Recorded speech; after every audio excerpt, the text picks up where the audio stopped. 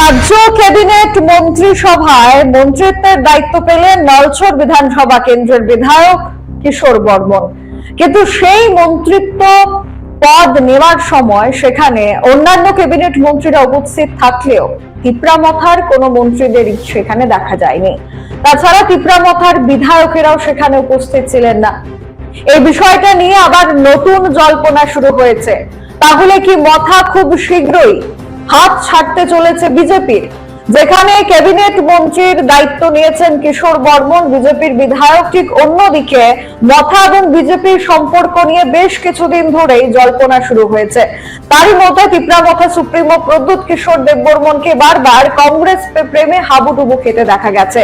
তাহলে কি প্রদ্যুৎ কিশোর দেববর্মনের এই কংগ্রেস প্রেমের কারণেই বিজেপি তিপ্রামথাকে দূরে সরিয়ে রাখছে, নাকি তিপ্রামথা নিজে থেকেই বিজেপি থেকে দূরত্ব বজায় রাখার চেষ্টা করছে? তাহলে কি শুধুমাত্র এখন ঘোষণা হওয়ার পালা যে তিপ্রামথা এবং বিজেপি একে অপরের সাথে নেই? তার কারণ আজ যখন মন্ত্রিত্বের শপথ গ্রহণ করেন নলছড়ের বিধায়ক কিশোর বর্মন, তখন দেখা যায়নি তিপ্রামথা বিধায়ক অনিমেষ দেববর্মা এবং অন্যদিকে যিনি রাজ্যমন্ত্রী রয়েছেন বৃষকেতু দেববর্মা। তাছাড়া কোনো বিধায়কদেরও সেখানে উপস্থিতি দেখা যায়নি তিপ্রামথার। তাহলে কি মথা এবং বিজেপি জোটে ভাঙন ধরতে শুরু করেছে? এই নিয়ে প্রশ্ন করা হয়েছে খোদ রাজ্যের মুখ্যমন্ত্রীকে, কিন্তু মুখ্যমন্ত্রীর বক্তব্য এমনটা কিছুই নয়। But your Patel was not present in the meeting. The little annoyed. No, one our MP from our party and